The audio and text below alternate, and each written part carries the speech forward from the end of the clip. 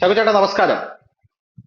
കഴിഞ്ഞ ദിവസം അടിയന്തരാവസ്ഥയുടെ ഓർമ്മ ദിവസമായിരുന്നു. പക്ഷെ അത് വല്ലാത്തൊരു കോയിൻസിഡൻസ് ആയിരുന്നു കേട്ടോ. ശകുചേട്ടൻ കണ്ടു കാണും.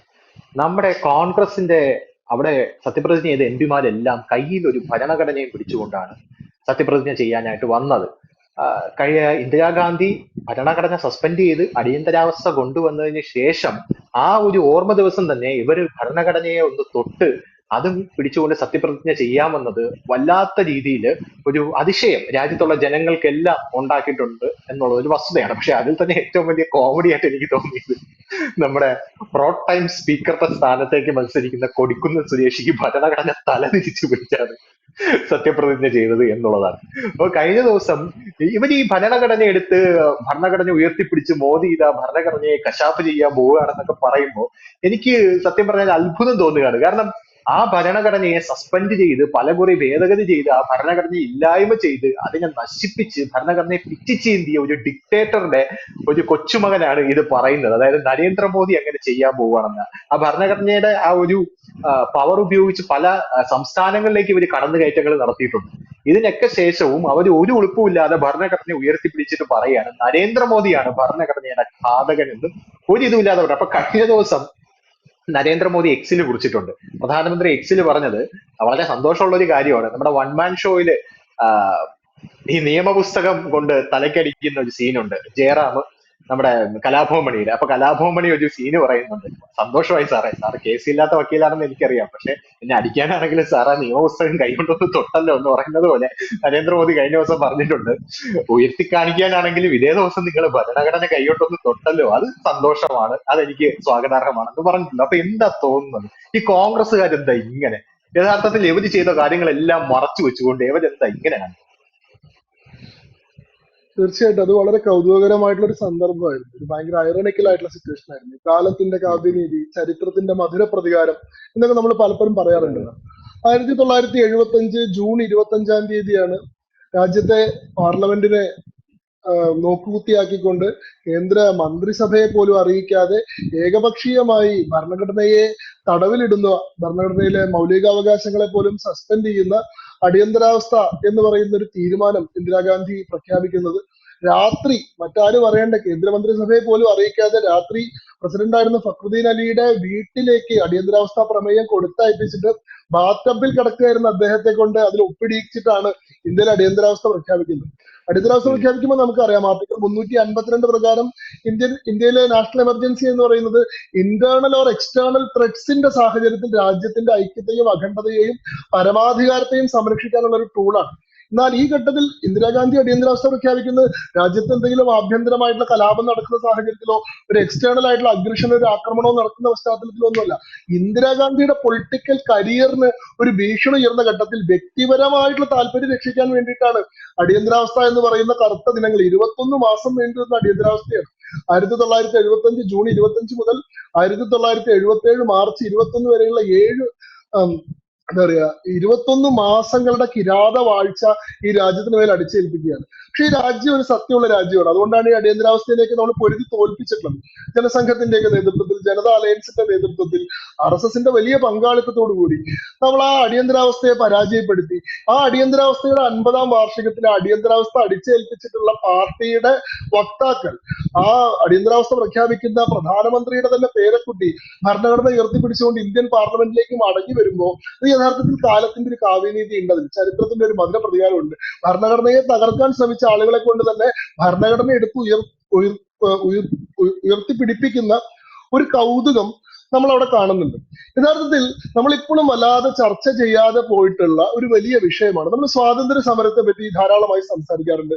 സ്വാതന്ത്ര്യ സമരം നയിച്ചത് കോൺഗ്രസ് ആണ്, അതിൽ മറ്റാർക്കും യാതൊരു പങ്കുമില്ല എന്നുള്ള നിലയിലൊക്കെ നമ്മൾ സംസാരിക്കാറുണ്ട്.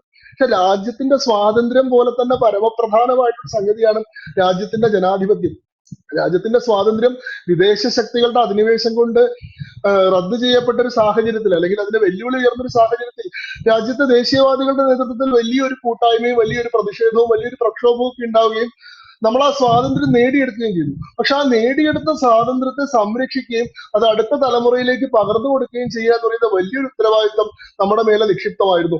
അതിന് നേരെ വന്ന ഏറ്റവും വലിയ വെല്ലുവിളിയാണ് ഇന്ത്യയിൽ പ്രഖ്യാപിക്കപ്പെട്ടുള്ള അടിയന്തരാവസ്ഥ. അടിയന്തരാവസ്ഥ യഥാർത്ഥത്തിൽ ജനാധിപത്യത്തിന്റെ കശാപ്പായിരുന്നു. ജനാധിപത്യം എന്ന് പറയുന്നത് നമ്മൾ നേടിയെടുത്തിട്ടുള്ള അവകാശം അസാധുവായിട്ടുള്ള ഒരു ഘട്ടമാണ്.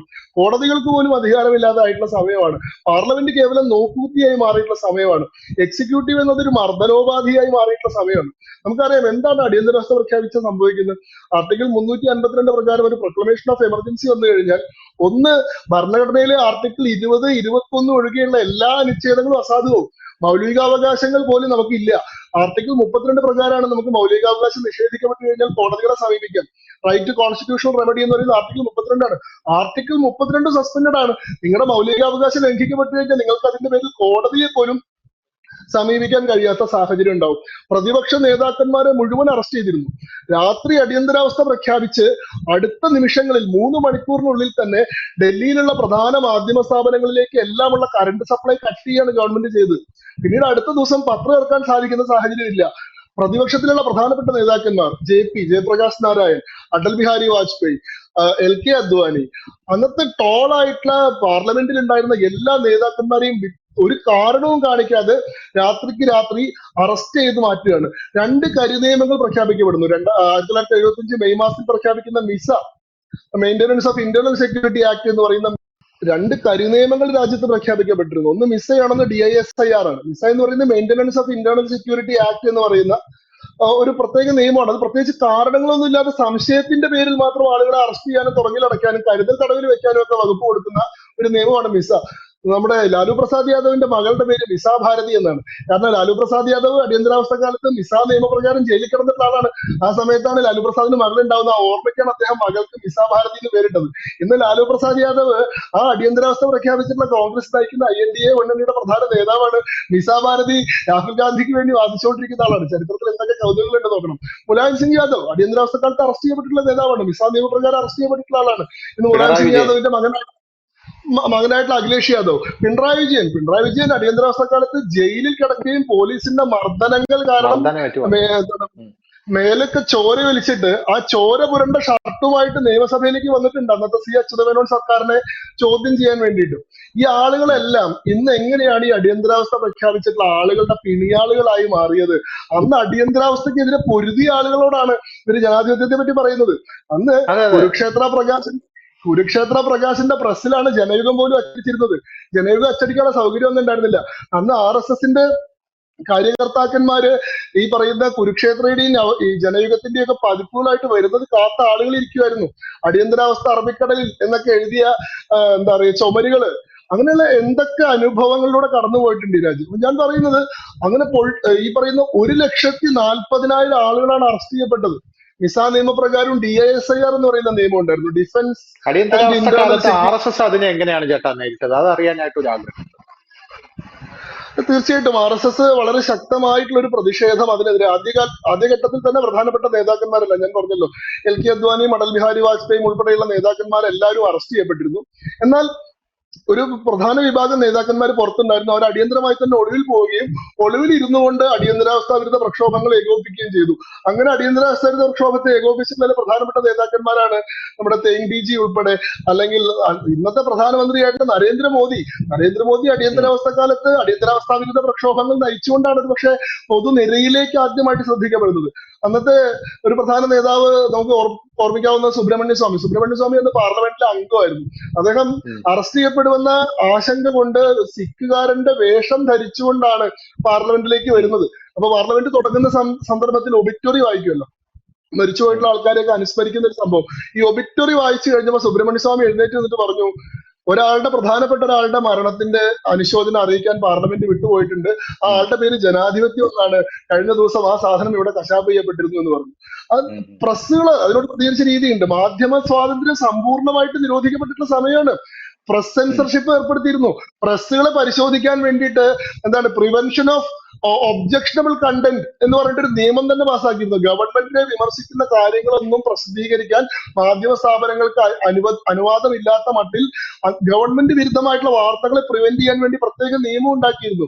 ഓർമ്മയുണ്ട്, അരുൺ ഷൂരി ആയിരുന്നു അന്ന് ഇന്ത്യൻ എക്സ്പ്രസിന്റെ പത്രാധിപരായിരുന്ന ആള്. ഇന്ത്യൻ എക്സ്പ്രസ് ജൂൺ 28-ാം തീയതി അടിയന്തരാവസ്ഥ പ്രഖ്യാപിച്ചതിന് 2 ദിവസം മുമ്പേ ബ്ലാങ്ക് എഡിറ്റോറിയൽ പ്രസിദ്ധീകരിച്ചുകൊണ്ടാണ് ഇന്ത്യൻ എക്സ്പ്രസ് പ്രതിഷേധിക്കുന്നത്. ഒന്നും എഴുതാതെ, ഞങ്ങൾക്കൊന്നും പറയാൻ കഴിയാത്ത സാഹചര്യത്തിൽ എഡിറ്റോറിയൽ എഴുതുന്ന പറയുന്നതിന് എന്താണ് അർത്ഥം? ഗവൺമെന്റ് പറഞ്ഞു തരുന്ന കാര്യം എഴുതി വെക്കേണ്ട ആവശ്യമില്ലല്ലോ. അപ്പൊ നിങ്ങൾ പത്രത്തിലെ എഡിറ്റോറിയൽ ഉൾപ്പെടെ പ്രധാനപ്പെട്ട ഒപ്പീനിയൻ പീസുകളെല്ലാം ആദ്യം ഗവൺമെന്റിലേക്ക് അയച്ചു കൊടുക്കണം. മിനിസ്ട്രി ഓഫ് പ്രസ് ഇൻഫർമേഷൻ അവർക്ക് അയച്ചു കൊടുക്കണം. അവര് പരിശോധിച്ച് അവര് വെട്ടിത്തിരുത്തിയിട്ട് നമുക്ക് ഇത് തിരിച്ചയച്ചു തരും. അങ്ങനെ തരുന്ന സാധനമേ നമുക്ക് പ്രസിദ്ധീകരിക്കാൻ സാധിക്കുള്ളൂ. ഞാൻ പറഞ്ഞല്ലോ, മിസ നിയമപ്രകാരം, DASIR പ്രകാരം, അതേപോലെ തന്നെ കൊഫേപ്പോസ നിയമം, സ്മഗ്ലിംഗ് നിരോധനത്തിന് ഉപയോഗിക്കുന്ന നിയമമാണ്. ആ നിയമമൊക്കെ അകാരണമായിട്ട് ആളുകളെ അറസ്റ്റ് ചെയ്യാൻ വേണ്ടി ഉപയോഗിച്ചിരുന്നു. 1,40,000 ആളുകൾ അറസ്റ്റിലായിരുന്നു. 22 കസ്റ്റോഡിയൽ മരണങ്ങൾ ജയിലിൽ വെച്ചിട്ട് യാതൊരു കാരണവും പറയാൻ സാധിക്കാതെ വണ്ണം. നമ്മുടെ കേരളത്തിലുള്ള രാജൻ നല്ല ഉദാഹരണമാണ്. ഈശ്വര വാര്യരുടെ മകനായിട്ടുള്ള അതെ രാജൻ, അന്ന് കെ കരുണാകരൻ ആഭ്യന്തരമന്ത്രിയും C അച്യുതമേനോൻ മുഖ്യമന്ത്രിയായിരിക്കുന്ന സമയമാണ്. അങ്ങനെയുള്ള ഈ 22ഓളം കസ്റ്റോഡിയൽ ഡെത്തുകൾ അടിയന്തരാവസ്ഥയിൽ ഉണ്ടായി. ഭരണഘടന സമ്പൂർണ്ണമായിട്ട് തലകീഴായി മറിഞ്ഞൊരു സന്ദർഭമാണ്. ഒരുപക്ഷെ കൊടിക്കുന്നിൽ സുരേഷ് ഭരണഘടനയെ തലതിരിച്ച് പിടിക്കുന്നത് അതിന്റെ പ്രതീകാത്മകമായിട്ടായിരിക്കണം. കാരണം ഭരണഘടനയുടെ സ്വഭാവം മാറ്റിയിട്ടുള്ള 4 അമെന്റ്മെന്റുകൾ, 39th amendment, 40th amendment, 41st amendment, 42nd amendment, 4 അമെന്റുകൾ ഭരണഘടനയെ തന്നെ മാറ്റിമറിക്കുന്ന മട്ടിലാണ് തയ്യാറാക്കിയത്. 42nd അമെന്റ്മെന്റിനെ നമ്മൾ പ്രത്യേകിച്ചും മിനി കോൺസ്റ്റിറ്റ്യൂഷൻ എന്നാണ് വിളിക്കുക. കാരണം പുതിയൊരു കോൺസ്റ്റിറ്റ്യൂഷൻ അവതരിപ്പിച്ചത് പോലത്തെ അമെന്റ്മെന്റ് ആയിരുന്നു 42nd അമെന്റ്മെന്റ്. ഇന്ത്യയുടെ പ്രിയമ്പിൾ ആദ്യമായിട്ട് അമെന്റ് ചെയ്യപ്പെടുന്നതൊക്കെ അവിടെയാണ്. നമ്മൾ ഭരണഘടനയിൽ അതെ ഇപ്പൊ കാണുന്ന സെക്യുലർ, സോഷ്യലിസ്റ്റ് എന്നുള്ള സെക്യുലർ പ്രയോഗങ്ങളൊക്കെ ആ അതെ ഘട്ടത്തിലാണ് ഇതാവുന്നത്. പക്ഷെ ഇവിടുത്തെ യഥാർത്ഥത്തിലുള്ള വിഷയം നെഹ്റു എഴുതിയപ്പോ നോക്കൂ, സെക്യുലർ എന്ന് എന്തിനാണ് പറഞ്ഞൊരു വാക്ക് അതിനകത്ത് ഇല്ലായിരുന്നു അല്ലേ? ഉണ്ടായിരുന്നില്ല? സെക്യുലർ അല്ല ഇന്ത്യൻ സ്റ്റേറ്റിന് ശരി യഥാർത്ഥത്തിൽ ആ വെസ്റ്റേൺ ഡെഫിനിഷൻ അല്ല, ഓഫ് അത് എന്റെ സെക്യുലർ ഒരു എന്ന് പറയുന്നത്. പ്രധാനപ്പെട്ട ഒരു ചോദ്യമാണ്. എന്തിനാണ് അതിനകത്ത് സെക്യുലർ എന്ന് പറഞ്ഞൊരു വാക്ക് ബോധപൂർവം ഇന്ദിരാഗാന്ധിയുടെ കാലത്ത് തിരികെ കയറ്റിയത് എന്തിനായിരിക്കും? ഇന്ദിരാഗാന്ധി വളരെ 1967 ഇന്ദിരാഗാന്ധി പ്രധാനമന്ത്രിയായി വരുന്നത്. അന്ന് യാതൊരു അനുഭവ സമ്പത്തും ഇല്ലാത്ത നെഹ്റുവിന്റെ മകൾ എന്നുള്ള രീതിയിൽ മാത്രം എല്ലാവരും ഒരു കുട്ടിയായി പരിഗണിച്ചിരുന്ന, ഗുഡിയ എന്നൊക്കെ ഇന്ദിരാഗാന്ധിക്ക് വിശേഷണം ഉണ്ടായിരുന്ന സമയമാണ്. വീപ്പിംഗ് വിഡോ എന്നൊക്കെ അവരെ പറ്റി മാധ്യമങ്ങൾ എഴുതിയിരുന്ന സമയമാണ്. അങ്ങനെ ഒരു ഇമേജിൽ നിന്ന് 1969 ആവുമ്പോഴേക്കും ഇന്ദിരാഗാന്ധി വളരെ സ്ട്രോങ് അതോറിറ്റേറിയൻ ലീഡർ എന്ന് പറയുന്ന ഒരു നിലയിലേക്ക് മാറി. അവര് ഉം. അവർക്ക് കാരണം ആരും വിശ്വാസം ഉണ്ടായിരുന്നില്ല. അവര് അങ്ങനെ ഒരു ലോങ് രാഷ്ട്രീയ പ്രവർത്തനം കൊണ്ട്, അനുഭവ സമ്പത്ത് കൊണ്ട് രാഷ്ട്രീയത്തിലേക്ക് വന്ന ആളല്ല. ഒരു ദിവസം വന്ന ആളാണ്. തനിക്ക് ചുറ്റും ഉം. ഇരിക്കുന്നതൊക്കെ ദീർഘമായിട്ട് അനുഭവ സമ്പത്തുള്ള താപ്പാനകളാണ്. അപ്പൊ ഇവരെല്ലാവരും കൂടി തന്നെ ഒതുക്കിയിട്ട് പാർട്ടി പിടിച്ചെടുക്കുമോ, ഞാൻ ഒന്നും അല്ലാതെ ആവുമോ എന്നൊരു ആശങ്ക ആദ്യം മുതൽ ഇന്ദിരാഗാന്ധിക്ക് ഉണ്ടായിരുന്നു. അതുകൊണ്ട് ഉം. ഇന്ദിരാഗാന്ധി ആദ്യം ചെയ്തത് തന്റേതായിട്ടുള്ള ഒരു വിശ്വസ്ത വൃന്ദത്തെ സൃഷ്ടിക്കുക എന്നുള്ളതാണ്. അപ്പൊ PN ഹക്സർ, ഉം. ഇന്ദിരാഗാന്ധിയുടെ പ്രിൻസിപ്പൽ അഡ്വൈസർ ആയിരുന്ന PN ഹക്സർ ഒക്കെ ഇന്ദിര എന്ന് പറയുന്ന ഒരാളെ മോൾഡ് ചെയ്തെടുക്കുന്നതിൽ പ്രധാനപ്പെട്ട പങ്ക് വഹിച്ചിട്ടുള്ള ആളുകളാണ്.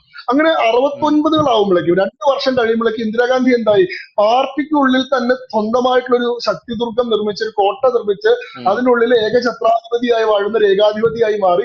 സ്വാഭാവികമായിട്ട് ഉം. പാർട്ടി ഇവര് തമ്മിൽ സംഘർഷത്തിലായി. അങ്ങനെയാണ് ഉം. 1969 അച്ചടക്ക ലംഘനം ആരോപിച്ചുകൊണ്ട് കോൺഗ്രസ് പാർട്ടി ഇന്ദിരാഗാന്ധിയെ പാർട്ടിയിൽ നിന്ന് പുറത്താക്കുന്നത്. അതോടുകൂടി ഇന്ദിരാഗാന്ധി സ്വന്തം പാർട്ടി പ്രഖ്യാപിച്ചു. അതാണ് കോൺഗ്രസ് റെക്യുസഷനിസ്റ്റ് എന്ന് പറയും. അപ്പോ കോൺഗ്രസ് പാർട്ടി സ്പ്ലിറ്റ് ആയി. കോൺഗ്രസിന്റെ 705 അംഗ AICC കമ്മിറ്റിയിൽ ഏതാണ്ട് 500 ചില്ലാനം ആളുകളും ഇന്ദിരാഗാന്ധിയെ പിന്തുണയ്ക്കുകയാണ് ചെയ്തത്. അപ്പോ ഈ ബ്രേക്ക് അവേ ഫ്രാക്ഷന് കൂടുതൽ അംഗങ്ങളുടെ പിന്തുണ കിട്ടി. അപ്പൊ പഴയ കോൺഗ്രസിനാണ് പക്ഷെ നമ്മുടെ മൊറാർജി ദേശായും അതേപോലെ തന്നെ കാമരാജും ഒക്കെ നേതൃത്വം കൊടുത്തിരുന്ന സംഘടനാ കോൺഗ്രസ് ഉണ്ടല്ലോ, ആ കോൺഗ്രസിനാണ് ഇലക്ഷൻ കമ്മീഷൻ കോൺഗ്രസിന്റെ ഔദ്യോഗിക ചിഹ്നം കൊടുത്തത്. അന്നത്തെ കോൺഗ്രസിന്റെ ഔദ്യോഗിക ചിഹ്നം എന്ന് പറയുന്നത് 2 കാളകളെ മുഖത്തിൽ പൂട്ടിയിട്ടുള്ള 2 കാളകളായിരുന്നു. അത് കോൺഗ്രസ് ഓക്കെയാണ്, കോൺഗ്രസ് ഓർഗനൈസേഷൻ ആണ് കിട്ടുന്നത്. ഇന്ദിരാഗാന്ധിയുടെ കോൺഗ്രസ് 6 ആണ്. കോൺഗ്രസ് റെക്വിസിഷനിസ്റ്റ്, ഇൻഡിക്കേറ്റ് കോൺഗ്രസ്, ഇന്ദിരാ കോൺഗ്രസ് എന്നൊക്കെ വിളിക്കും. അവർക്ക് പുതിയ ഇലക്ഷൻ ചിഹ്നമാണ് അനുവദിച്ചത്. പശുവിന്റെ പാല് കുടിക്കുന്ന പൈക്കുട്ടി, അങ്ങനത്തെ ഒരു ചിഹ്നമാണ് അവർക്ക് അനുവദിച്ചത്. 69 ശേഷം, അപ്പോൾ 69 ആയപ്പോഴേക്കും പാർട്ടി പിളർന്ന് ഇന്ദിര സ്വന്തമായിട്ടൊരു പാർട്ടി ഉണ്ടാക്കി. ഇവിടുത്തെ വേറെ നമ്മൾ ശ്രദ്ധിക്കേണ്ട ഒരു കാര്യം, ഇപ്പോഴും നമ്മൾ കോൺഗ്രസ് പാർട്ടിയെ പറ്റി സംസാരിക്കുമ്പോൾ നമ്മൾ പറയും സ്വാതന്ത്ര്യ പ്രക്ഷോഭത്തിന്റെ ദീർഘമായിട്ടുള്ള ചരിത്രം പേറുന്ന പാർട്ടിയാണ് കോൺഗ്രസ്. അല്ല, നമ്മൾ ഇന്ന് ഇന്ത്യയിൽ കാണുന്ന കോൺഗ്രസ് ഇന്ത്യയുടെ സ്വാതന്ത്ര്യ സമരവുമായിട്ട് ഏതെങ്കിലും നിലയിൽ ബന്ധപ്പെട്ട കോൺഗ്രസ് അല്ല. ആ കോൺഗ്രസ് 1967 പിളർപ്പിന് ശേഷം മൊറാർജി ദേശായും കാമരാജും നേതൃത്വം കൊടുത്തിരുന്ന സംഘടനാ കോൺഗ്രസ് ആണ്, കോൺഗ്രസ് ഓയാണ്. നമ്മൾ ഇന്ന് കാണുന്ന കോൺഗ്രസ് എന്ന് പറയുന്നത് 1969 ഇന്ദിരാഗാന്ധി പിളർത്തി സ്വന്തമായിട്ട് രൂപീകരിച്ച ഫ്രാക്ഷനാണ്. കോൺഗ്രസ് 6 എന്ന് പറയുന്ന പാർട്ടിയാണ് ഇന്ന് നമ്മൾ കാണുന്ന ഔദ്യോഗിക കോൺഗ്രസ് ആയിട്ട് മാറുന്നത്. 69 മാത്രം ഉണ്ടായിട്ടുള്ള പാർട്ടിയാണ്. അവർക്ക് സ്വാതന്ത്ര്യ സമയത്ത് യാതൊരു പങ്കുമില്ല. അപ്പോ യാതൊരു പങ്കുമില്ല. നേരെ തിരിച്ച് പഴയ കോൺഗ്രസ് ഉണ്ടല്ലോ, കോൺഗ്രസ് സ്വാതന്ത്ര്യ സമരത്തിൽ പങ്കുള്ള കോൺഗ്രസ്, ആ കോൺഗ്രസ് പിന്നെ ജനതാ അലയൻസിൽ ലയിച്ചു. അത് ജനതാ പാർട്ടിയായി മാറി. ജനതാ പാർട്ടി 2014 BJP ലയിച്ചു. അപ്പോ അതെ. യഥാർത്ഥത്തിൽ സ്വാതന്ത്ര്യ സമരം നടത്തിയിട്ടുള്ള കോൺഗ്രസ് പാർട്ടി ഇപ്പൊ BJP-യിലാണ് ലയിച്ചു ചേർന്നിരിക്കുന്നത്. BJP-ക്ക് ആയിരിക്കും ആ ഉം. ലെഗസി ക്ലെയിം ചെയ്യാൻ കൂടുതൽ അധികാരം. ഏതായാലും ഉം. 69 ആയപ്പോഴേക്ക് ഇന്ദിര ഇങ്ങനെയായി. ഇന്ദിരക്കെതിരെ അച്ചടക്ക ലംഘനം ഉണ്ടായി. ഇന്ദിര പാർട്ടിയെ പിളർത്തി. പക്ഷെ പിന്നീട് ഇന്ദിര ഭയങ്കര ഏകാധിപത്യപരമായിട്ടുള്ള പ്രവണതകളിലൂടെ വലിയ ശക്തിയും വലിയ ജനപ്രീതിയും ആർജിച്ചു. അതിന് വളരെ എന്താണ് പ്രോ ലെഫ്റ്റിസ്റ്റ് ആയിട്ടുള്ള ഭയങ്കര സോഷ്യലിസ്റ്റ് ആയിട്ടുള്ള ഒരു സമീപനമാണ് അവരെടുത്തത്. അതുകൊണ്ടാണ് അവർ 1969 നാഷണലൈസേഷൻ ഓഫ് ബാങ്ക്സ് നടപ്പാക്കുന്നത്, ബാങ്കുകളുടെ ദേശസാൽക്കരണം നടപ്പാക്കുന്നത്. 1970-കളിൽ പ്രീവിപ്പേഴ്സ് നിർത്തലാക്കുന്ന തീരുമാനം എടുക്കുന്നു. ആ വിഷയത്തിൽ ഉം. കോടതിയുമായിട്ട് ഫൈറ്റ് ചെയ്യുന്നു. കോടതി ആ തീരുമാനത്തെ റദ്ദാക്കുമ്പോൾ കോടതിയുടെ തീരുമാനത്തെ മറികടക്കാൻ വേണ്ടി 24-ാം ഭരണഘടനാ ഭേദഗതി കൊണ്ടുവരുന്നു. അങ്ങനെ ഒരു എന്താണ് പ്രോ പോപ്പുലിസ്റ്റ് ആയിട്ടുള്ള നയങ്ങളിലൂടെ, സോഷ്യലിസ്റ്റ് ആയിട്ടുള്ള നയങ്ങളിലൂടെ ദരിദ്രരുടെയും പാവപ്പെട്ടവരുടെയും എന്താണ് പാർശ്വവൽക്കരിക്കപ്പെട്ടവരുടെയും ഒരു പക്ഷത്താണ് ഞാൻ. മറ്റുള്ളവരെന്ന് പറയുന്നത് വളരെ ശക്തരും ധനാഢ്യരുമായിട്ടുള്ള ലോബിയെ പ്രതിനിധീകരിക്കുന്ന ഒരു പ്രതീതി ഇന്ദിര ഉണ്ടാക്കി. ഉം. 70-ൽ പ്രീവിപ്പേഴ്സ് നിർത്തലാക്കി. 71-ലാണ് ഇന്ദിരയുടെ രാഷ്ട്രീയ ജീവിതത്തിൽ ഹൈ പോയിന്റ് എന്ന് പറയുന്ന ബംഗ്ലാദേശ് ലിബറേഷൻ വാർ.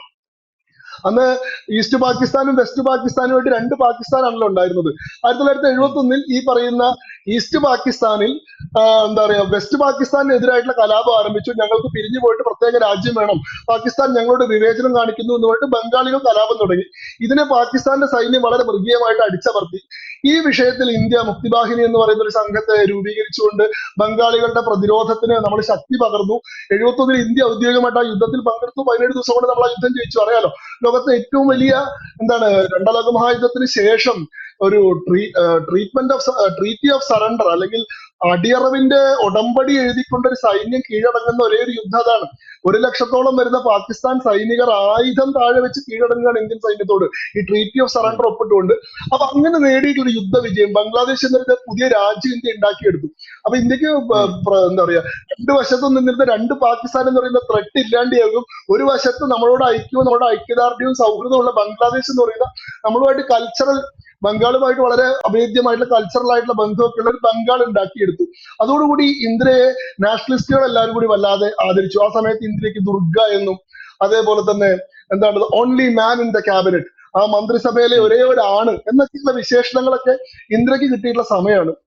ഈ കരുത്താണ് ഇന്ദിരാഗാന്ധിയെ എന്താക്കുന്നത് ആ പ്രോ ലെഫ്റ്റ് നയങ്ങളുമായിട്ട്, പ്രോ സോഷ്യലിസ്റ്റ് നയങ്ങളുമായിട്ട് മുന്നോട്ട് പോകാനുള്ള ഒരു ധൈര്യം പകരുന്നു. 71-ലെ ഇലക്ഷനിൽ ഇന്ദിരാഗാന്ധിയുടെ മുദ്രാവാക്യം ഗരീബി ഹട്ടാവോ ആണ്. അതായത് അതെ. ദാരിദ്ര്യത്തെ നിർമ്മാർജ്ജനം ചെയ്യുന്നതാണ്.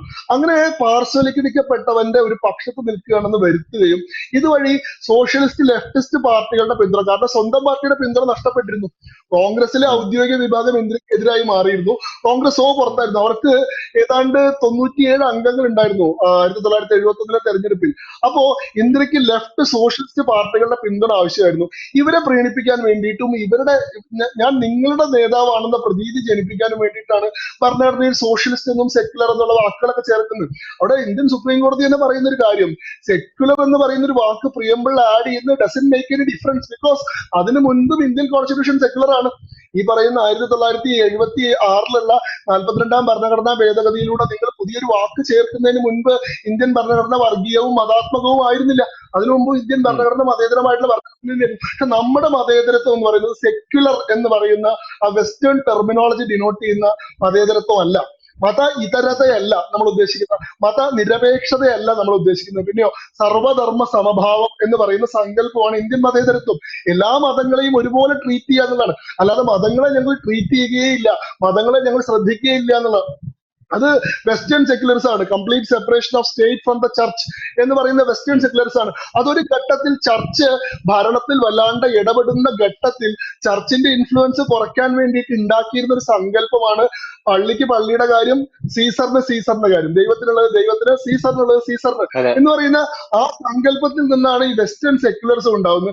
എന്നാൽ ഇന്ത്യൻ സമൂഹം അത്രമേൽ മതാത്മകമായ ഒരു സമൂഹമായതുകൊണ്ട്, മതപരത അതിന്റെ ആത്മാവിലും അതിന്റെ ജീവിതത്തിന്റെ ഓരോ സന്ദർഭങ്ങളിലും ഉള്ളതുകൊണ്ട് ഇന്ത്യയിൽ ഈ പറയുന്ന സ്റ്റേറ്റിന് മതകാര്യങ്ങളിൽ നിന്ന് പൂർണ്ണമായി വിട്ടു നിൽക്കുക എന്ന് പറയുന്നത് പ്രായോഗികമായിട്ട് സാധ്യമല്ല. അങ്ങനെ സാധിക്കുമെങ്കിൽ ഇന്ത്യയിൽ ദേവസ്വം ബോർഡ് പോലത്തെ സംവിധാനങ്ങൾ ഉണ്ടാവുമായിരുന്നില്ല. ഇന്ത്യയിൽ ഈ പറയുന്നത് പോലെയുള്ള എന്താണ് വഖഫ് ബോർഡ് പോലത്തെ സംവിധാനങ്ങൾ ഉണ്ടാവുമായിരുന്നില്ല.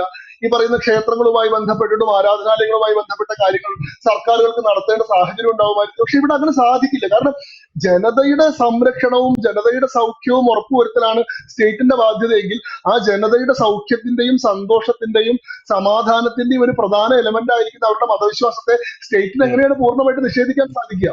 അപ്പോ കുംഭമേള നടക്കുമ്പോൾ സ്വാഭാവികമായിട്ടുള്ള ഇടപെടലുകൾ സ്റ്റേറ്റ് നടത്തേണ്ടി വരും. അവിടെ അവരെന്തെങ്കിലും കാട്ടിക്കോട്ടെ, മതവിശ്വാസത്തിലെ ലക്ഷക്കണക്കിന് ആൾക്കാർ വന്നു കൂടിയിട്ട് വേണമെങ്കിൽ സ്റ്റംപീഡ് ആയിട്ട് ആൾക്കാർ മരിച്ചോട്ടെ എന്ന് സ്റ്റേറ്റിന് വിചാരിക്കാൻ പറ്റില്ല. അപ്പോ ഇന്ത്യ എന്ന് പറയുന്നത് അത്രമേൽ മതാത്മകമായിട്ടുള്ള സമൂഹമാണ്. അതുകൊണ്ടാണ് ഭരണഘടനാ നിർമ്മാണ സമിതി ഈ വിഷയം ചർച്ച ചെയ്തിരുന്നു. സെക്യുലർ എന്ന് പറയുന്ന വാക്ക് ഉൾപ്പെടുത്തണമെന്ന്. അന്ന് അതിനെ ഏറ്റവും സ്ട്രോങ് ആയിട്ട് ഒപ്പോസ് ചെയ്ത ആള് BR അംബേദ്കർ ആണ്. കാരണം BR അംബേദ്കർ പറയുന്നത് നമുക്ക് ആ ഒരു വാക്കിനോട് പ്രതിബദ്ധത പുലർത്താൻ, അതിനോട് വിശ്വാസം പുലർത്താൻ സാധിക്കില്ലെന്നത് വ്യക്തമായിരിക്കെ നമ്മൾ ആരെ കബളിപ്പിക്കാനാണ് സെക്യുലർ എന്ന വാക്ക് ഉപയോഗിക്കുന്നത്? രണ്ട്, സെക്യുലർ എന്ന് പറയുന്നത് ഒരു സ്റ്റേറ്റിന്റെ നയവുമായി ബന്ധപ്പെട്ടതാണ്. സോഷ്യലിസ്റ്റ് ആവട്ടെ സെക്യുലർ ആവട്ടെ, ഒരു സ്റ്റേറ്റ് പിന്തുടരാൻ പോകുന്ന നയം എന്താണെന്നുള്ളതാണ്. ആ നയം എന്താണെന്ന് തീരുമാനിക്കാൻ ഭരണഘടനാ നിർമ്മാണ സമിതിക്ക് അധികാരമില്ല. അത് ഈ രാജ്യത്തിന്റെ ജനതയാണ് അതാത് കാലത്ത് അവരെ നയിക്കേണ്ട നയം എന്താണ്, പദ്ധതി എന്താണെന്ന് നിശ്ചയിക്കേണ്ടത്. നമ്മൾ 1950 ഇരുന്നുകൊണ്ട് ഇനിയുള്ള അനാദിയായിട്ടുള്ള കാലത്തോളം ഈ രാജ്യം പിന്തുടരാൻ പോകുന്ന നയം ഇതായിരിക്കും എന്ന് പ്രഖ്യാപിക്കുന്ന ജനാധിപത്യ വിരുദ്ധമാണ്. ആ നയം തീരുമാനിക്കാനുള്ള അധികാരം കാലാകാലങ്ങളിൽ വരുന്ന ജനസമൂഹങ്ങൾക്കാണ് ഉള്ളത്. നമുക്ക് ഈ സ്റ്റേറ്റ് ഡെമോക്രാറ്റിക് ആണ്, അതിന്റെ ഇൻസ്റ്റിറ്റ്യൂഷണൽ സെറ്റപ്പ് എങ്ങനെയാണെന്ന് പറയാം. നമുക്ക് ഈ സ്റ്റേറ്റ് സോവറിൻ ആണ്, പരമാധികാര രാഷ്ട്രമാണെന്ന് പറയാം. നമുക്ക് ഈ സ്റ്റേറ്റ് എന്താണ്, റിപ്പബ്ലിക് ആണ്, അതിനൊരു എലക്ടഡ് ആയിട്ടുള്ള ഭരണത്തലവൻ ഉണ്ടാവണമെന്ന് പറയാം. ഇതൊക്കെ സ്റ്റേറ്റിന്റെ സ്ട്രക്ചറുമായി ബന്ധപ്പെട്ടതാണ്. അല്ലാതെ പോളിസിയുമായി ബന്ധപ്പെട്ട ഒരു കാര്യം പ്രിയമ്പിളിൽ പറഞ്ഞില്ല. പക്ഷെ ഇന്ദിരാഗാന്ധിയാണ് ആദ്യമായിട്ട് പോളിസി പ്രിയമ്പിളിലേക്ക് കൊണ്ടുവരുന്നത്. അത് യഥാർത്ഥത്തിൽ ഈ ജനതയുടെ മേലെയുള്ള ഒരു കടന്നുകയറ്റമാണ്. ജനാധിപത്യത്തിന് വിരുദ്ധമായിട്ടുള്ള ഒരു സങ്കല്പമാണ്. 1975 ഇരിക്കുന്ന ഒരു ഭരണാധികാരി നൂറ്റാണ്ടുകൾ അതിജീവിക്കേണ്ട ഒരു രാഷ്ട്രത്തിന്റെ നയം എന്താവണമെന്ന് അന്നേ തീരുമാനിച്ചു വെക്കുന്നത്. ഇത് ഭരണഘടന എന്ന് പറയുന്നത് ഒരു മതഗ്രന്ഥം അല്ലല്ലോ. ഇതൊരു മതഗ്രന്ഥമോ മൃതഗ്രന്ഥമോ അല്ല, ഡൈനാമിക് ആയിട്ടുള്ള ടെക്സ്റ്റ് ആണ്. കാലങ്ങൾക്ക് അനുസരിച്ച് സ്വയം പരിഷ്കരിക്കുന്ന ഒരു ടെക്സ്റ്റ് ആണ്. അതുകൊണ്ടാണ് ഭരണഘടനയിൽ ആർട്ടിക്കിൾ 368 ഉള്ളത്. സ്വയം പരിഷ്കരിക്കാനുള്ള ശേഷിയാണ് അത് കാണിക്കുന്നത്. അതല്ലാണ്ട് ഒരു കാലത്ത് ഒരു പ്രവാചകൻ എഴുതി വെച്ചത് ലോകാവസാനം വരെ എല്ലാവരും പിന്തുടരണമെന്ന് പറയാൻ ഇത് മതമല്ല, ഇത് ജനാധിപത്യ സമൂഹമാണ്. നിരന്തരമായിട്ട് പരിണമിച്ചുകൊണ്ടിരിക്കുന്ന ഒരു സമൂഹമാണ്. അപ്പൊ ആ സമൂഹത്തിന്റെ കാഴ്ചപ്പാടിനനുസരിച്ച് അതാത് കാലങ്ങളിൽ നയനിർമ്മാണങ്ങൾ മാറും. അപ്പൊ അങ്ങനെ ഒരു കടന്നുകയറ്റം ഈ അടിയന്തരാവസ്ഥ കാലത്താണ് ഉണ്ടാവുന്നത്. ഈ അടിയന്തരാവസ്ഥ കാലത്ത് അത് മാത്രമൊന്നുമല്ല, ഞാൻ പറഞ്ഞല്ലോ 4 ഭരണഘടനാ ഭേദഗതികളിലൂടെ സുപ്രീം കോടതിയുടെ ജുഡീഷ്യൽ റിവ്യൂ എന്ന് പറയുന്ന അധികാരം എടുത്തു കളഞ്ഞു. പ്രൈം മിനിസ്റ്ററുടെയും പ്രസിഡന്റിന്റെയും വൈസ് പ്രസിഡന്റിന്റെയും തെരഞ്ഞെടുപ്പിന്റെ കാര്യങ്ങൾ സുപ്രീം കോടതിക്ക് നോക്കാൻ പാടില്ല എന്ന് പറഞ്ഞു. ഇതൊക്കെ എന്തിനാ ചെയ്യുന്നത്? എന്തിനാണ് അടിയന്തരാവസ്ഥ പ്രഖ്യാപിച്ചത്? അതായത് 1971 ഇന്ദിരാഗാന്ധി തെരഞ്ഞെടുക്കപ്പെട്ടു. രാജ്നാരായണനെതിരെയാണ് അവര് റായ്ബറേലിയിൽ നിന്ന് തെരഞ്ഞെടുക്കപ്പെടുന്നത്. അവര് കറപ്റ്റ് ഇലക്ഷൻ പ്രാക്ടീസസ് നടത്തി, അതായത് തെരഞ്ഞെടുപ്പിൽ ഉപയോഗിക്കാൻ പാടാത്ത തെറ്റായിട്ടുള്ള തെരഞ്ഞെടുപ്പ് പരിപാടികൾ നടത്തി, സർക്കാരിന്റെ സംവിധാനങ്ങൾ മുഴുവൻ ഇലക്ഷന് വേണ്ടി ഉപയോഗിച്ചു, തന്റെ അധികാരം ദുർവിനിയോഗം ചെയ്തു, വോട്ടർമാരെ പലതരത്തിൽ അപ്പീസ് ചെയ്യുകയും കൺഫ്യൂസ് ചെയ്യുകയൊക്കെ ചെയ്തു എന്ന് പറഞ്ഞിട്ട് ഇവരുടെ ഇലക്ഷൻ പ്രാക്ടീസ് ശരിയായിരുന്നില്ല. അതുകൊണ്ട് ഇവരുടെ തെരഞ്ഞെടുപ്പ് റദ്ദാക്കണം, അസാധുവാക്കണം എന്ന് പറഞ്ഞുകൊണ്ട് രാജ്നാരായൺ അലഹാബാദ് ഹൈക്കോടതിയെ സമീപിച്ചു. അലഹാബാദ് ഹൈക്കോടതി, അതായത് അന്നത്തെ ജഗ്മോഹൻലാൽ സിൻഹ എന്ന് പറയുന്ന ജഡ്ജിയാണ്, അദ്ദേഹം വിശദമായ വാദത്തിനൊടുവിൽ ഇന്ദിരാഗാന്ധി തെറ്റായിട്ടുള്ള തെരഞ്ഞെടുപ്പ് പ്രചരണ പരിപാടികളാണ് നടത്തിയത്, കറപ്റ്റ് ഇലക്ഷൻ പ്രാക്ടീസസ് ഇൻവോൾവ് ചെയ്തിട്ടുണ്ട് ഈ തെരഞ്ഞെടുപ്പിൽ, അതുകൊണ്ട് ഈ തെരഞ്ഞെടുപ്പ് ന്യായമായി നടത്തപ്പെട്ട ഒരു തെരഞ്ഞെടുപ്പ് അല്ലാതെ പറഞ്ഞുകൊണ്ട് 1975 ജൂൺ 12 ഇന്ദിരാഗാന്ധിയുടെ ഇലക്ഷൻ അസാധുവാക്കി. ഇന്ദിരാഗാന്ധി തെരഞ്ഞെടുക്കപ്പെട്ട തീരുമാനം അതോടുകൂടി എന്ത് സംഭവിച്ചു? ഇന്ദിരാഗാന്ധി മെമ്പർ ഓഫ് പാർലമെന്റ് അല്ലാണ്ടായി, അവരുടെ ലോക്സഭാംഗത്വം റദ്ദായി. അപ്പോ സ്വാഭാവികമായിട്ട് അവരെന്ത് ചെയ്യണം? അവർ ലോക്സഭയിലെ അംഗം എന്നുള്ള രീതിയിലാണ് പ്രൈം മിനിസ്റ്റർ ആയിട്ടിരിക്കുന്നത്. അവർ പ്രൈം മിനിസ്റ്റർഷിപ്പ് രാജിവെക്കണം, അവർ ഒഴിയണം. പക്ഷെ അന്ന് കോൺഗ്രസിൽ എന്താണ് ഇന്ദിര ലോയലിസ്റ്റുകൾ, അന്ന് ഇന്ദിരാഗാന്ധി തനിക്ക് ചുറ്റും ഉണ്ടാക്കിയിട്ടുള്ള പരിവാരങ്ങളുണ്ടല്ലോ, അവർ സ്വാഭാവികമായിട്ട് തുടങ്ങി എന്ത് തെരുവിലേക്ക് ഇറങ്ങാനും സമരങ്ങൾ നടത്താനും സംഘർഷങ്ങൾ നടത്താനും, ജഡ്ജിക്കെതിരെ തെരുവിളി, കോടതിക്കെതിരെ പ്രതിഷേധം, ഇന്ദിരാഗാന്ധി ഒരു കാരണവശാലും രാജിവെക്കരുത് എന്ന് പറഞ്ഞിട്ടൊരു മൂവ്മെന്റ്. അന്ന് നമ്മുടെ AK ആന്റണിയൊക്കെ അതിലേക്ക് കത്തയച്ചിട്ടുള്ള ആളാണ്. ഒരു കാരണവശാലും ഇന്ദിരാഗാന്ധി രാജിവെക്കരുത് എന്നുകൊണ്ട് ഇവിടുന്ന് കമ്പി അടിച്ചിട്ടുള്ള ആളാണ്. അപ്പോ അതിനെ തുടർന്നിട്ട് ഇതിനെതിരെ അപ്പീൽ കൊടുത്തു, സുപ്രീം കോടതിയിൽ അപ്പീൽ കൊടുത്തു. അന്ന് ജസ്റ്റിസ് BR കൃഷ്ണയ്യരായിരുന്നു സുപ്രീം കോടതിയിൽ ഈ കേസ് പരിഗണിച്ച ജഡ്ജി, മലയാളിയായിട്ടുള്ള BR കൃഷ്ണയ്യർ. അദ്ദേഹം ഒരു തെറ്റായ വിധിന്യായം പുറപ്പെടുവിച്ചു. അദ്ദേഹം പറഞ്ഞു, ഇന്ദിരാഗാന്ധിയുടെ തെരഞ്ഞെടുപ്പ് അസാധുവാക്കിയിട്ടുള്ള നടപടി ശരിയാണ്, ഇന്ദിരാഗാന്ധിയുടെ പാർലമെന്റ് അംഗം എന്ന് പറയുന്ന സ്ഥാനം നഷ്ടപ്പെട്ടു കഴിഞ്ഞു, അവർക്ക് ഇനി 6 കൊല്ലത്തേക്ക് തെരഞ്ഞെടുപ്പിൽ മത്സരിക്കാൻ സാധിക്കില്ല, അവർക്ക് തെരഞ്ഞെടുപ്പിൽ അയോഗ്യത വന്നു കഴിഞ്ഞു. ഈ കാര്യങ്ങളൊക്കെ ശരിവെച്ചു. പക്ഷെ പ്രധാനമന്ത്രി പദത്തിൽ തുടരാനുള്ള അനുവാദം കൊടുത്തു. പ്രധാനമന്ത്രി പദത്തിൽ അതൊരു വളരെ കൗതുകകരമായിട്ടുള്ള ഒരു ജഡ്ജ്മെന്റ് ആണ്. ഈ പറഞ്ഞ കാര്യങ്ങളൊക്കെ ശരിയാണ്. തെരഞ്ഞെടുപ്പിൽ ഉം, തെറ്റായിട്ടുള്ള രീതികൾ ഉപയോഗിച്ചുകൊണ്ടാണ് തെരഞ്ഞെടുപ്പിനെ നേരിട്ടത്. ഒരു റെപ്രസെന്റേഷൻ ഓഫ് പീപ്പിൾസ് ആക്ട് വിലക്കുന്ന ഒരുപാട് കാര്യങ്ങൾ അവർ തെരഞ്ഞെടുപ്പിൽ തന്റെ ഉം, പ്രധാനമന്ത്രി എന്ന് പറയുന്ന അധികാരം ഉപയോഗിച്ച് ചെയ്തിട്ടുണ്ട്. അവർ ഉം, പോലീസിനെ ഉപയോഗിച്ചിട്ടുണ്ട്, പട്ടാളത്തെ അവർ ഉപയോഗിച്ചിട്ടുണ്ട്. തെരഞ്ഞെടുപ്പിൽ വോട്ടർമാരെ സ്വാധീനിക്കാൻ പറ്റുന്ന എല്ലാ കാര്യങ്ങളും അവർ ചെയ്തിട്ടുണ്ട്. അതുകൊണ്ട് തന്നെ അവരുടെ തെരഞ്ഞെടുപ്പ് അസാധുവാണ്. അവർ പാർലമെന്റ് അംഗമല്ല, അവർക്ക് 6 കൊല്ലത്തേക്ക് അയോഗ്യതയുണ്ട്. ഇവരിപ്പോ പുറത്തായി എന്ന് മാത്രമല്ല, 1981 വരെ അവർക്ക് ഇനി തെരഞ്ഞെടുപ്പിൽ മത്സരിക്കാനും സാധിക്കില്ല. അതൊക്കെ ശരിയാണ്. പക്ഷെ അപ്പീൽ പെൻഡിങ് ആണ്. അപ്പീലിൽ ഫൈനൽ ആയിട്ടുള്ള ഓർഡർ വരുന്നത് വരെ ഇന്ദിരാഗാന്ധിക്ക് പ്രധാനമന്ത്രി സ്ഥാനം തുടരാം എന്നൊരു റിലാക്സേഷൻ ആര് കൊടുത്തു? ജസ്റ്റിസ് വി ആർ കൃഷ്ണയ്യർ കൊടുത്തു. എന്നാണ് ഉം, കൊടുത്തത്? ഉം. ജൂൺ 24 1975 ജൂൺ 24 വി ആർ കൃഷ്ണയ്യരുടെ വിധി വരുന്നത്. ഇന്ദിരാഗാന്ധി സേഫായി. പക്ഷെ പൂർണ്ണമായിട്ടും സേഫ് ആയില്ല. എന്താണ്? ഈ അപ്പീൽ പെൻഡിങ് ആണ്. അപ്പീൽ ചിലപ്പോൾ 1 വർഷത്തിനുള്ളിലോ 2 വർഷത്തിനുള്ളിലോ തീരുമാനിക്കപ്പെട്ടേക്കാം. അത് അതെ, അതെ. കഴിഞ്ഞിട്ട് ഈ ശിക്ഷാവിധി ശരിവെക്കപ്പെട്ട് കഴിഞ്ഞാൽ വീണ്ടും അന്ന് തൊട്ടിട്ട് 6 വർഷത്തേക്ക് അയോഗ്യത വരും. അപ്പൊ അടുത്ത തെരഞ്ഞെടുപ്പിൽ ഉം, മത്സരിക്കാൻ സാധിക്കില്ലെന്ന സാഹചര്യം വരും. അതുകൊണ്ട് ഈ കിട്ടിയ അവസരം ഉപയോഗിച്ചുകൊണ്ട് ഇനിയുള്ള കാലം അനന്തമായിട്ട് പ്രധാനമന്ത്രിയായി തുടരാനുള്ള ഒരു തീരുമാനം അവരെടുത്തു. അങ്ങനെയാണ് അന്ന് രാത്രി ജസ്റ്റിസ് വി ആർ കൃഷ്ണയ്യരുടെ വിധി വന്ന അന്ന് രാത്രി ജൂൺ 24 പിറ്റേ ദിവസം ജൂൺ 25 അപ്പോൾ ഇതിനെതിരെ സ്വാഭാവികമായിട്ട് പ്രതിഷേധങ്ങൾ നടക്കുമല്ലോ. അവിടെ ഉം, ഗുജറാത്തിൽ പ്രതിഷേധം നടക്കുന്നുണ്ട്. ഗുജറാത്തിലെ യുവാക്കളുടെ നവജീവൻ എന്ന് പറയുന്ന യുവാക്കളുടെ സംഘടന പ്രതിഷേധിക്കുന്നുണ്ട്. ബീഹാറിൽ പ്രതിഷേധം നടക്കുന്നുണ്ട്. JP-യുടെ നേതൃത്വത്തിൽ ടോട്ടൽ റവല്യൂഷൻ ഛാത്ര സംഘർഷ സമിതിയുടെ നേതൃത്വത്തിൽ ഒരു പ്രക്ഷോഭം നടക്കുന്നുണ്ട്. ഡൽഹിയിൽ പ്രതിഷേധം നടക്കുന്നുണ്ട്. ഇതെല്ലാം ഉയർത്തി കാണിച്ചിട്ട് ഇന്റേണൽ ആയിട്ടുള്ള ഡിസ്റ്റർബൻസസ് ഉണ്ട്. രാജ്യത്ത് കലാപം നടക്കാനുള്ള സാഹചര്യം ഉണ്ട്. അത് ഒരു ടോട്ടൽ അനാർക്കിയിലേക്ക് കാര്യങ്ങൾ പോവാണ്. അതുകൊണ്ട് ഉം, അടിയന്തരാവസ്ഥ അല്ലാണ്ട് ഈ രാജ്യത്ത് മറ്റു നിവർത്തിയില്ല എന്ന് പറഞ്ഞുകൊണ്ട് രാത്രിക്ക് രാത്രി അന്നത്തെ ഇന്ദിരാഗാന്ധിയുടെ ഒരു ക്ലോസ് ആയിട്ടുള്ള കൺഫിഡന്റ് ഉണ്ട്. അദ്ദേഹം എഴുതി കൊടുക്കുന്ന അടിയന്തരാവസ്ഥ പ്രൊക്ലമേഷൻ ആണ്. അതിന്റെ പേര് ഞാൻ മറന്നുപോയി. ഉം. അദ്ദേഹം എഴുതി കൊടുക്കുന്ന പ്രൊക്ലമേഷൻ ആണ് ഇന്ദിരാഗാന്ധി വായിച്ചിട്ട് അതേപോലെ പ്രസിഡന്റിന് അയച്ചു കൊടുക്കുന്നത്. പ്രസിഡന്റ് ബാത്ടബിൽ ഇരുന്നിട്ട് അത് ഒപ്പിടുന്നത്. അടുത്ത ദിവസം ക്യാബിനറ്റ് അറിഞ്ഞിട്ടില്ല. പിറ്റേ ദിവസം റാറ്റിഫിക്കേഷൻ വരുമ്പോഴാണ് ജൂൺ 26 റാറ്റിഫിക്കേഷൻ വരുന്ന സമയത്താണ് ക്യാബിനറ്റ് അറിയുന്നത് ഇന്ത്യയിലെ അടിയന്തരാവസ്ഥ പ്രഖ്യാപിക്കപ്പെട്ടു കഴിഞ്ഞു. പക്ഷെ പിന്നീടുള്ള 21 മാസങ്ങൾ ഈ രാജ്യത്തിന്റെ ചരിത്രത്തിൽ നമുക്ക് വിസ്മരിക്കാൻ കഴിയാത്ത കൊടും ക്രൂരതകളുടെ അധ്യായങ്ങളാണ്. ഭരണഘടനയിലെ മൗലികാവകാശങ്ങൾ സസ്പെൻഡ് ചെയ്യപ്പെട്ട മറ്റൊരു അവസരം ഇന്ത്യൻ ഭരണഘടനയുടെ ഇന്ത്യൻ ഈ അടിയന്തരാവസ്ഥ കാലത്ത് രാജ്യത്ത് ഈ അടിയന്തരാവസ്ഥ കാലത്ത് ഇതൊക്കെ അനുഭവിച്ച ആൾക്കാർ തന്നെയാണ് ഇപ്പോ രാഹുൽ ഗാന്ധി അടക്കം ഇന്ത്യൻ മുന്നണിയിൽ അടക്കം നിന്ന് അവരെ സപ്പോർട്ട് ചെയ്യുന്നത് എന്ന് നമുക്ക് എല്ലാവർക്കും അറിയാം. അപ്പൊ എന്റെ വേറൊരു ചോദ്യം എന്ന് പറഞ്ഞാല്, നമ്മൾ എല്ലാ കാര്യങ്ങളും ചർച്ച ചെയ്യണം എന്ന് പറയുന്ന കേരളത്തിലെ മാധ്യമങ്ങൾ നമ്മുടെ രാജ്യത്ത് ഇത്രയും വലിയ ഒരു അരക്ഷിതാവസ്ഥ ഉണ്ടായിട്ട് അതെന്തുകൊണ്ടാണ് ചർച്ച ചെയ്യപ്പെടാത്ത രീതിയിൽ അതിനെ കുഴിച്ചു മൂടുന്നത്? ഇപ്പോ നമുക്കറിയാം ചേട്ടാ, പല പല കാര്യങ്ങളും നമ്മുടെ ടെക്സ്റ്റ് ബുക്കുകളിൽ ആഡ് ചെയ്യണം, അത് പഠിപ്പിക്കണം, അത് നിങ്ങൾ പഠിപ്പിച്ചില്ലെങ്കിൽ നമ്മളിവിടെ സെപ്പറേറ്റ് പുസ്തകം ഉണ്ടാക്കി പഠിപ്പിക്കും എന്നൊക്കെ പറയുന്ന പല സംസ്ഥാനങ്ങളും അടിയന്തരാവസ്ഥയെ കുറിച്ച് എന്താ പഠിപ്പിക്കാത്ത? ഇതുകൂടെ പറഞ്ഞ് നമുക്ക് നിർത്താം.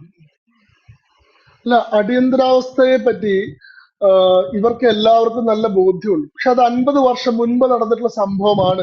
അവരെ സംബന്ധിച്ചിടത്തോളം അത് കൺവീനിയന്റ്ലി മറക്കലാണ് രാഷ്ട്രീയ ലാഭം. അത് പറഞ്ഞുകൊണ്ടിരിക്കലല്ല. അവർക്ക് ഇപ്പോഴത്തെ ആവശ്യം എന്താണ്? ഈ പറയുന്ന എല്ലാവരും അവസരവാദപരമായിട്ടുള്ള ഒരു സഖ്യത്തിൽ ഏർപ്പെട്ട് കഴിഞ്ഞു.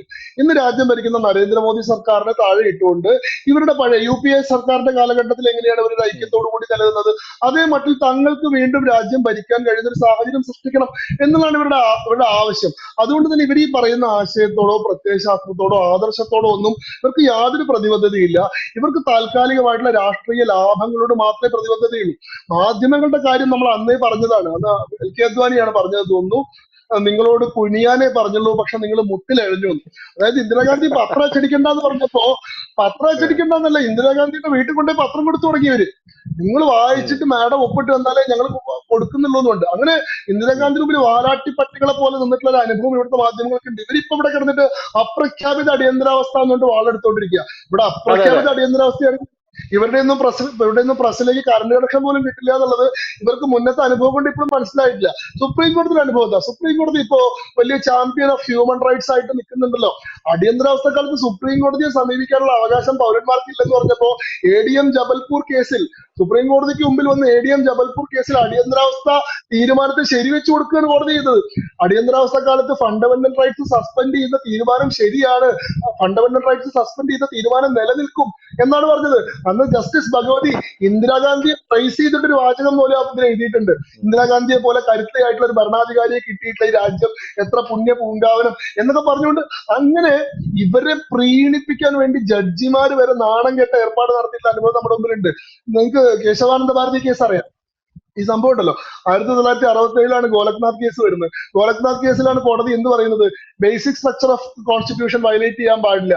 പാർലമെന്റിന് ഭരണഘടനയെ പരിഷ്കരിക്കാനുള്ള അധികാരമുണ്ട്, പക്ഷെ ഭരണഘടനയെ തലകീഴായി മറക്കാനുള്ള അധികാരമില്ലെന്ന് പറയുന്നു. ഇതിനെതിരാണ് എന്താ പറയുക, കോൺസ്റ്റിറ്റ്യൂഷണൽ അമെന്റ്മെന്റ് വരുന്നത്, 24th അമെന്റ്മെന്റ് വരുന്നത്. ഈ 24th അമെന്റ്മെന്റിനെ അട്ടിമറിക്കാൻ വേണ്ടിയിട്ടാണ്, അല്ല 24 അമെന്റ്മെന്റിനെ മറികടന്നുകൊണ്ടാണ് 1971 Kesavananda Bharati versus state of Kerala എന്ന് പറയുന്ന കേസ്. 13 അംഗ ബെഞ്ച് വിധി പറഞ്ഞ കേസാണ്. അതിൽ 7 അംഗ ബെഞ്ച് ഭരണഘടനയെ പൂർണ്ണമായിട്ട് തലകീഴായി മറക്കാനുള്ള അധികാരം പാർലമെന്റിന് ഇല്ല എന്ന് പറഞ്ഞു. 6 പേര് വേണമെങ്കിൽ ആവാം എന്ന് പറഞ്ഞു. ഈ 7 പേരെയും മാറ്റി നിർത്തിക്കൊണ്ട് തങ്ങൾക്ക് അനുകൂലമായി വിധി പറഞ്ഞ 6 പേരിൽ നിന്നുള്ള സീനിയർ മോസ്റ്റ് ആളെയാണ് പിന്നീട് സുപ്രീം കോടതി ചീഫ് ജസ്റ്റിസ് ആക്കിയത്. AN റായ് ആയിരുന്നു അന്ന് കൺകറിംഗ് ജഡ്ജ്മെന്റ് പറഞ്ഞിട്ടുള്ള ആളിലെ ഏറ്റവും സീനിയർ. 3 സുപ്രീം കോടതിയിലെ സീനിയർ ജഡ്ജിമാരെ മറികടന്നുകൊണ്ട് ഇന്ദിരാഗാന്ധി AN റായിനെ ഇന്ത്യയുടെ സുപ്രീം കോടതി ചീഫ് ജസ്റ്റിസ് ആയിട്ട് അപ്പോയിന്റ് ചെയ്തു. ഇതിനെതിരെ പ്രതിഷേധിച്ച് മറ്റ് 3 ജഡ്ജിമാർ റിസൈൻ ചെയ്തു. അങ്ങനെ കോടതി സമ്പൂർണ്ണമായിട്ട്, അന്ന് കമ്മിറ്റഡ് ജുഡീഷ്യറി എന്ന് പറയുന്ന ഒരു കൺസെപ്റ്റ് ഉണ്ടായിരുന്നു. അതായത് ഭരിക്കുന്ന പാർട്ടിയോടും സർക്കാരിനോടും പൂർവ്വ പ്രതിബദ്ധതയുള്ള ആളുകളെ മാത്രം ജഡ്ജിമാരായിട്ട് വെക്കുക. അങ്ങനെ പാക്കിംഗ് അപ്പ് ഓഫ് ജുഡീഷ്യറി എന്ന് പറയുന്ന പോളിസിയുടെ ഭാഗമായിട്ട് സുപ്രീം കോടതിയിലും ഹൈക്കോടതിയിലും മുഴുവൻ തങ്ങൾക്ക് ഇഷ്ടപ്പെട്ട ന്യായാധിപന്മാരെ കുത്തി നിറച്ചുകൊണ്ട് തങ്ങൾക്ക് ആവശ്യമുള്ള വിധികൾ സർക്കാർ മേടിച്ചിരുന്നു. റൂൾ ബൈ ഡിഗ്രി ആയിരുന്നു. അവിടെ പാർലമെന്റ് തരത്തിലൊരു സംവിധാനം ഒന്നും എക്സിസ്റ്റ് ചെയ്തിരുന്നില്ല. അത്യാവശ്യത്തിന് പ്രസിഡന്റിനെ കൊണ്ട് ഓർഡിനൻസ് പ്രൊമൾഗേറ്റ് ചെയ്യുകയായിരുന്നു. ഭരണഘടനയുടെ ആർട്ടിക്കിൾ 123 വരെ പ്രസിഡന്റിന് ഓർഡിനൻസ് പ്രൊമൾഗേറ്റ് ചെയ്യാലോ. അങ്ങനെ അപ്പം ചുടുന്നത് പോലെ എല്ലാ ആവശ്യത്തിനും പ്രസിഡന്റിനെ കൊണ്ട് ഓർഡിനൻസ് പ്രൊമൾഗേറ്റ് ചെയ്യിക്കുന്നു. ഇത് മാത്രമൊന്നുമല്ല, അടിയന്തരാവസ്ഥയുടെ കറുത്ത ദിനങ്ങളെ പറ്റി പറയുമ്പോൾ നമ്മൾ ഓർക്കേണ്ട മറ്റൊരു പ്രധാന മുഖമാണ് സഞ്ജയ് ഗാന്ധി. കാരണം ഇന്ദിരാഗാന്ധി 20 ഇന പ്രോഗ്രാം പ്രഖ്യാപിച്ചപ്പോ സ്വന്തമായിട്ടൊരു 5 ഇന പ്രോഗ്രാം പ്രഖ്യാപിച്ചിട്ടുള്ള ആളാണ്. അന്ന് അയാൾ ആരുമല്ല, ആള് ഒരു തെരഞ്ഞെടുക്കപ്പെട്ട പ്രതിനിധിയോ അല്ലെങ്കിൽ മന്ത്രിസഭയിലെ അംഗമൊന്നുമല്ല, ഇന്ദിരാഗാന്ധിയുടെ മകനാണെന്നുള്ള അധികാരം ഉപയോഗിച്ചിട്ടാണ് ഇയാൾ രാജ്യം ഭരിക്കുന്നത്. ഇയാൾ സ്വന്തമായിട്ട് 5 ഇന പരിപാടി പ്രഖ്യാപിച്ചു. അതിൽ 2 പ്രധാന പരിപാടികൾ, ഒന്ന് ചേരി നിർമ്മാർജ്ജനവും ഒന്ന് ജനസംഖ്യാ നിയന്ത്രണമായിരുന്നു. ജനസംഖ്യാ നിയന്ത്രണം ചെയ്തത് എങ്ങനെയാണെന്ന് അറിയോ? പോസ്റ്റ് ആൾക്കാരെ പിടിച്ചുകൊണ്ടുപോയി നിർബന്ധിത വന്ധ്യീകരണം. 83 ലക്ഷം ആളുകളെയാണ് 1975 77 ഇടയിൽ ഇന്ത്യയിൽ ഫോസ്റ്റ് സ്റ്റെറിലൈസേഷൻ വിധേയരാക്കിയത്. ഫോഴ്സ്ഫുൾ നസ്ബന്ദി എന്ന് പറയുന്ന 17 വയസ്സുള്ള കുട്ടികളെ മുതൽ 80 വയസ്സുള്ള വൃദ്ധന്മാരെ വരെ, കല്യാണിക്കാത്ത ആൾക്കാരെ മുതൽ കല്യാണം കഴിഞ്ഞ് ഏതാനും ദിവസങ്ങൾ മാത്രം കഴിഞ്ഞിട്ടുള്ള ആൾക്കാരെ വരെ അവരുടെ യാതൊരു കൺസെന്റും ഇല്ലാതെ പോലീസ് വന്ന് പിടിച്ചുകൊണ്ടിട്ട് വന്ധ്യംകരിക്കുകയാണ്. ഒരു രാജ്യം 1.5 കൊല്ലം കൊണ്ട് 83 ലക്ഷം പേരെ വന്ധ്യംകരിച്ചു എന്ന് പറഞ്ഞാൽ അത് സർക്കാർ പദ്ധതി ഒന്നുമില്ല, സഞ്ജയ് ഗാന്ധി സ്വന്തമായിട്ട് ഓർഡർ ഇട്ടതിന്റെ അടിസ്ഥാനത്തിൽ ചെയ്ത പരിപാടിയാണ്. അതാണ് ഫോഴ്സ്ഡ് സ്റ്റെറിലൈസേഷൻ. 2 ചേരി നിർമ്മാർജ്ജനം. ഇന്ത്യയുടെ സൗന്ദര്യവൽക്കരണത്തിന് വേണ്ടി ഈ ചേരികളൊക്കെ വലിയ തടസ്സമാണെന്നും അതുകൊണ്ട് ഈ ചേരികളൊക്കെ ഒഴിപ്പിക്കണമെന്ന് സഞ്ജയ് ഗാന്ധി തീരുമാനിച്ചു. ഡൽഹിയിലും ബോംബെയിലും ഒക്കെയുള്ള ചേരികൾ ഐഡന്റിഫൈ ചെയ്തു. അവിടുത്തെ ആൾക്കാരോട് പോയിട്ട് ചേരിന്ന് ഒഴിയാൻ പറഞ്ഞു. ആൾക്കാർ ഒഴിയാൻ കൂട്ടാക്കിയില്ല. ഒരു രാത്രി ബുൾഡോസറുമായിട്ട് വന്നിട്ട് ചേരികൾ ഇടിച്ചു നിരപ്പാൻ 7 ലക്ഷം പേര് ഡൽഹിയിൽ മാത്രം ഡിസ്പ്ലേസ്ഡ് ആയി. ആയിരക്കണക്കിന് ആളുകൾ ഈ ബുൾഡോസറുകളുടെ അടിയിൽപ്പെട്ട് ചതഞ്ഞറിഞ്ഞ് മരിച്ചു. ഡൽഹിയിൽ മാത്രം 4 സ്ഥലത്തെ ചേരികൾ, അതായത് metro corporation of Delhi, New Delhi development authority, അതേപോലെ തന്നെ മുനിസിപ്പൽ കോർപ്പറേഷൻ ഓഫ് ഡൽഹി, ഇങ്ങനെ 3 പ്രത്യേക കോർപ്പറേറ്റ് സംവിധാനങ്ങളുടെ കീഴിൽ ഉണ്ടായിരുന്ന ഏതാണ്ട് 20ഓളം ചേരികൾ ഫോഴ്സ്ഫുള്ളി ഡെമോളിഷ് ചെയ്യുകയും അവിടുത്തെ ആൾക്കാരെ കുടിയിറക്കുകയും ചെയ്തു. 7 ലക്ഷം പേരെ തലസ്ഥാനത്ത് മാത്രം. ബോംബെയിൽ മാത്രം 27,000 ചില്ലുവാനം പേരെ ഈ ചേരികളുടെ നിർമ്മാർജ്ജനത്തിന്റെ ഭാഗമായിട്ട് കുടിയൊഴിപ്പിച്ചു. പൂനെയിൽ 50,000-ഓളം പേരെ കുടിയൊഴിപ്പിച്ചു. ഇങ്ങനെ രാജ്യത്ത് സഞ്ജയ് ഗാന്ധി നടത്തിയിട്ടുള്ള ഒരു തേർവാഴ്ച കൂടിയായിരുന്നു. അതേപോലെ തന്നെ ഇന്ദിരാഗാന്ധിയുടെ ക്ലോസ് ആയിട്ടുള്ള ആൾക്കാര് എന്തും ചെയ്യാൻ സാധിക്കുന്ന ആളുകളായി മാറിയിരുന്നു. ഇപ്പൊ ഇയാളുണ്ടല്ലോ Barua, India is Indira, Indira is India, ഇന്ത്യയാണ് ഇന്ദിര, ഇന്ദിരയാണ് ഇന്ത്യ എന്ന് പറഞ്ഞ ഒരാളുണ്ടല്ലോ. അപ്പൊ അങ്ങനത്തെ ഉം. സൈക്കോ ഫാൻസിനെ കൊണ്ട് നിറഞ്ഞിരുന്ന ഇന്ദിരാഗാന്ധി വാഴ്ത്തുപാട്ടുകാര് ഇന്ദിരയാണ് രാജ്യം എന്ന് പ്രഖ്യാപിച്ച, സമ്പൂർണ്ണമായിട്ട് ഇന്ത്യയിലെ ജനാധിപത്യം ഒരു വ്യക്തിയുടെ കാൽ കീഴിൽ ചതഞ്ഞരഞ്ഞിട്ടുള്ള സത്യം 21 പറഞ്ഞ ഇതൊക്കെ മാസങ്ങളാണ് അടിയന്തര. കേൾക്കുമ്പോ നരേന്ദ്രമോദി ഒന്നുമല്ല എന്നുള്ള രീതിയിലേക്കാണ് കാര്യങ്ങൾ പോകുന്നത്. അപ്പൊ അങ്ങനെയുള്ള ഒരു മനുഷ്യനെ നോക്കിയിട്ടാണ് അപ്രഖ്യാപിത അടിയന്തരാവസ്ഥ ഭരണഘടനയെ പിച്ചിച്ചിരുന്നു. അപ്പൊ ഇത്രയും കാര്യങ്ങൾ ചെയ്ത ധ്രുവ് റാത്തി ഒരു വീഡിയോ ഇറക്കിയത് ഞാൻ ദ ഡിക്ടേറ്റർ എന്ന് പറഞ്ഞു നരേന്ദ്രമോദിയുടെ. അപ്പൊ യഥാർത്ഥത്തിൽ ദ റിയൽ ഡിക്ടേറ്റർ എന്ന് പറഞ്ഞ് നമ്മൾ തിരിച്ചൊരു വീഡിയോ ഇറക്കേണ്ട അവസ്ഥയാണ്. കാരണം നമ്മുടെ രാജ്യത്തിന്റെ ഭരണഘടനയെ ഇത്രയധികം ക്രൂശിച്ച് അതിനെ ഇത്രയധികം ഭരണഘടനയ്ക്ക് വായ ഉണ്ടെങ്കിൽ അത് നിലവിളിച്ചേനെ എന്ന് പറയുന്ന രീതിയിൽ അതിനെ ഇത്രയധികം പീഡിപ്പിച്ച ഒരു ഭരണാധികാരി ഉണ്ടായിരിക്കില്ല. ആ ഒരു പീഡനം ആ ഒരു കാലയളവിൽ ഏറ്റുവാങ്ങിയ അടികൊണ്ട് പിരുന്ന, അങ്ങനെ വേണം പറയാം, അടികൊണ്ട് പിരുന്ന ആൾക്കാരല്ല ഇന്ന് ഇന്ദിരാഗാന്ധിയുടെ കൊച്ചുമോന്റെ കൂടെ ചേർന്ന് നരേന്ദ്രമോദിയാണ് ഡിക്ടേറ്റർ എന്ന് പറഞ്ഞ് അടിയന്തരാവസ്ഥ കൊണ്ടുവരാൻ ശ്രമിക്കുന്നത് എന്ന് പറഞ്ഞ് നരേന്ദ്രമോദിക്കെതിരെ പടപൊരുതുന്ന കാഴ്ചയാണ് നമുക്ക് കാണാൻ ഞാൻ സാധിച്ചത്. എന്തായാലും ഞാൻ ആദ്യം പറഞ്ഞതുപോലെ ചേട്ടാ, അടിയന്തരാവസ്ഥ ദിനം അവര് മോദിക്കെതിരെയാണെങ്കിലും ഭരണഘടനയെ ഒന്ന് കൈകൊണ്ട് തൊട്ടല്ലോ, അതിൽ നമുക്ക് എന്തായാലും വളരെയധികം സന്തോഷമുണ്ട്. ഇനി ഇത്തരത്തിലുള്ള കാര്യങ്ങൾ ഉണ്ടാവട്ടെ, നരേന്ദ്രമോദിക്ക് അതിന്റെ ഒരു ഫുൾ ക്രെഡിറ്റ് കൊടുത്തേ പറ്റത്തുള്ളൂ. ഇത്തരത്തിലുള്ള കാര്യങ്ങൾ ഇനിയും ഉണ്ടാവട്ടെ എന്ന് പറഞ്ഞുകൊണ്ട് നമുക്കിവിടെ നിർത്താം. കൂടുതൽ വാർത്തകളും വിശേഷങ്ങളും നിങ്ങളിലേക്ക് എത്താൻ ABC മലയാളം സബ്സ്ക്രൈബ് ചെയ്യുക, ബെൽ ബട്ടണും അമർത്തുക.